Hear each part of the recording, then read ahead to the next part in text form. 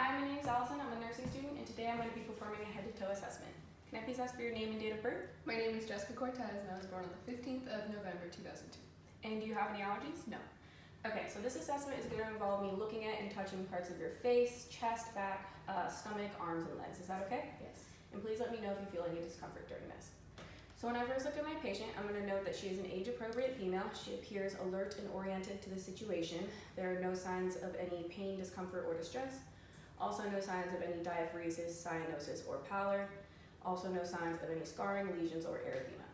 So now I'm going to ask you a few questions about your health history. Have you noticed any changes in your general health or inability to perform your daily activities? No. Have you noticed any changes such as headaches, stuffiness, sore throat, or swollen lymph nodes? No. Have you noticed any difficulty breathing just during normal activities or during exercise? No. Have you noticed any new onset chest pain? No. If it's okay, can I ask when your last bowel movement was? Like an hour ago? Okay, perfect. And have you noticed any changes in your digestion? No. Have you noticed any joint stiffness or joint pain? No. Any numbness or tingling anywhere in your body? No. Do you take any medications? No. And do you or do anyone in your family have a history of any chronic illnesses? No. Okay, perfect. So now I'm going to begin my assessment. First, going to start by assessing the cranial nerve 7, the facial nerve. So I'm asking you to do a couple exercises with me. Can you raise your eyebrows for me? Perfect. Now wrinkle your forehead. Smile. Show your teeth a lot. Perfect. And puff out your cheeks. Good. Cranial nerve 7 is intact. So now I'm going to be assessing the lips. When I look at the lips, they are symmetrical, they are midline, they are also pink and dry, but they are not chapped. So I'm going to have you open your mouth for me, please. I'm going to be shining the light in.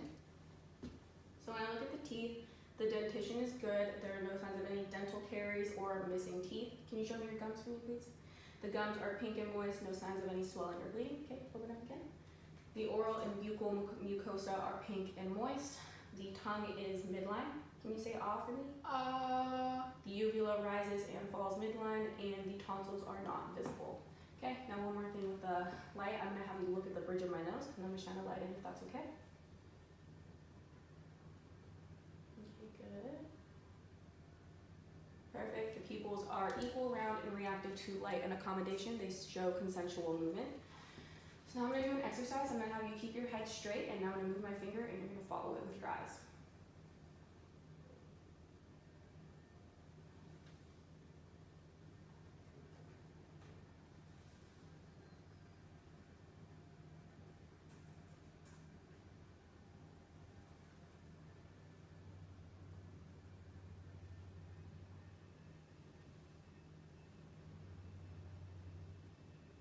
Okay, perfect. So that was assessing for the 6 cardinal fields of gaze and for the cranial nerves 3, 4, and 6, respectively the oculomotor, trochlear, and abducens nerves.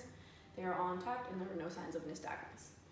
So now I'm going to be listening using my stethoscope on your chest to listen to your heart sounds. So just sit normally. So first I'm going to be listening at the aortic area, which is at the second intercostal on the right sternal border. Here both S1 and S2 are heard and S2 is louder. And now the pulmonic area in the second intercostal on the left sternal border. Here both S1 and S2 are heard and S1 is louder. Now Erb's point, which is at the third intercostal on the left sternal border. Here both S1 and S2 are heard and they are equal. Now at the fourth intercostal on the left sternal border. Here both S1 and S2 are heard and S1 is louder. Now lastly, the mitral area at the fifth intercostal in the left midclavicular line. Here both S1 and S2 are heard and S1 is louder. Rate and rhythm were normal and no extra heart sounds or murmurs were noted. While I was using my stethoscope, I was also noticing my patient's breathing pattern. Rate, rhythm, and effort are normal. So now I'm going to be using my stethoscope on your chest again. Each time I move it, I'm going to have you take a deep breath in and out through your mouth. Okay. Good. Good.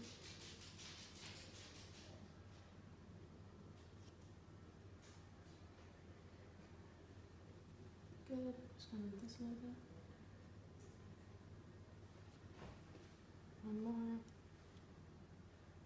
Perfect. Vesicular breath sounds were heard and no adventitious breath sounds were noted. I'm gonna have you flip your leg around this way for me, please. We're gonna do a few more, but this time on the back. So deep breath for me. Perfect. Deep breath. Deep breath. Deep breath.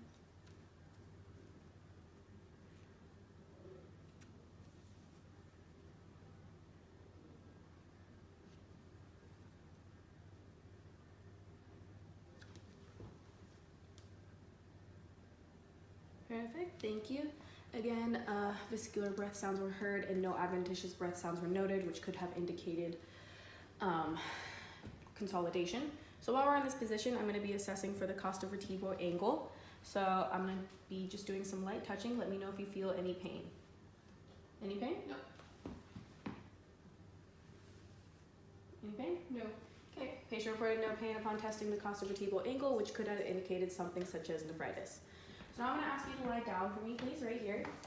Okay. And I'm going to be inspecting your abdomen, if that's okay. I'm just going to pull these down just a little bit. Okay. So when I first look at my patient's stomach, I'm going to note that there are no signs of any pulsations, no signs of hernias, no signs of any lesions or erythema. So now I'm going to be using my stethoscope to listen to the bowel sounds in all 4 quadrants, starting in the right lower quadrant. If I don't hear breath sounds after a few seconds, I will listen for 5 minutes in each quadrant.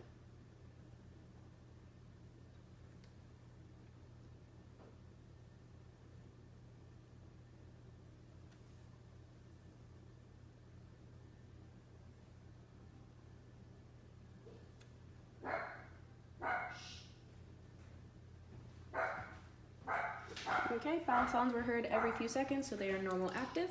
Now I'm going to be doing some palpation or touching, and I'm going to be asking you to let me know if you feel any pain during this.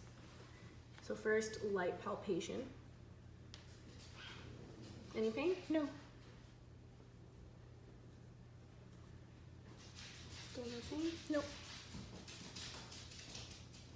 Okay, now I'm going to be doing it a little deeper. Again, let me know if you feel any pain.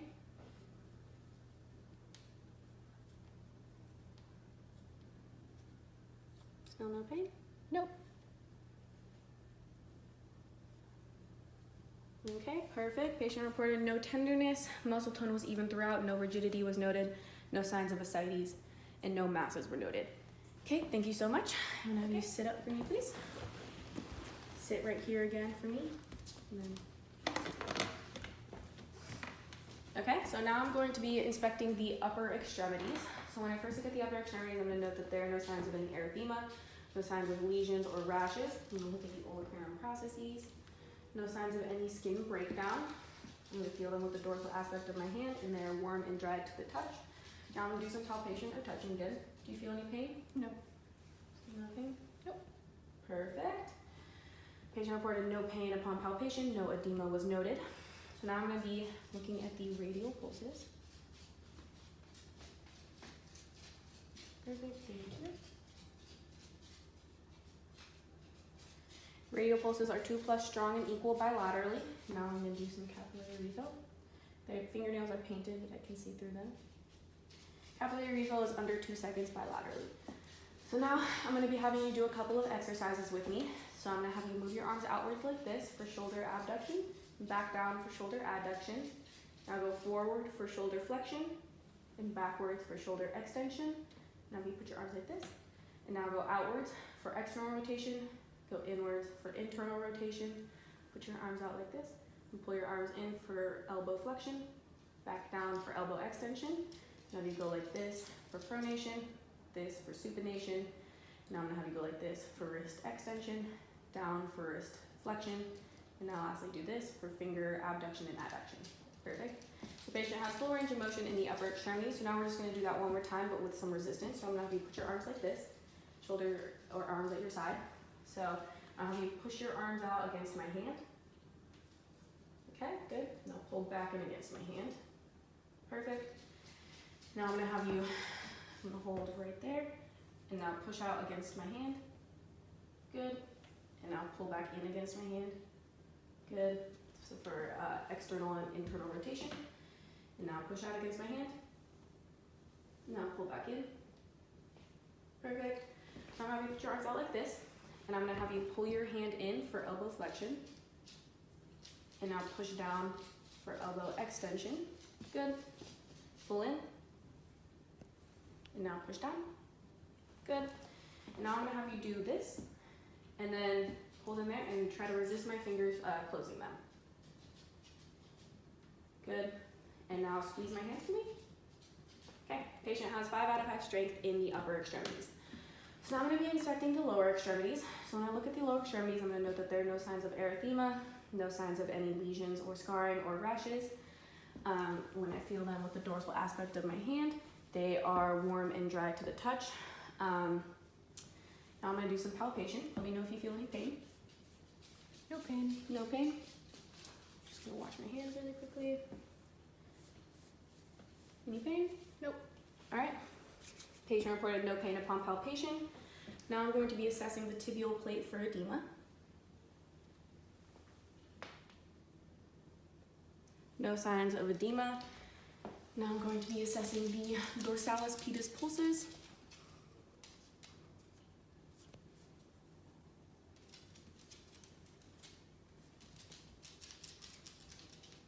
Dorsalis pedis pulses are 2+ strong and equal bilaterally. Now I'm going to be assessing, I can see slightly through the toenail polish for capillary refill. Capillary refill is under 2 seconds. So wash my hands. So again, I'm going to have you do a few exercises with me. Could you stand up for me, please? Okay. So I'm going to have you move one leg forward for hip flexion, and now go backwards for hip extension. Good. Other side. And now backwards. Good.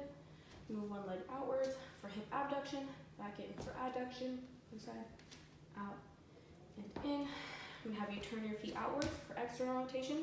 And now go pigeon-toed for internal rotation. Good. Pull your foot back for knee flexion, put it back down for knee extension, pull it up for knee flexion, and down for knee extension. Now you go on your tiptoes for plantar flexion. Good. And now go on your heels for dorsiflexion.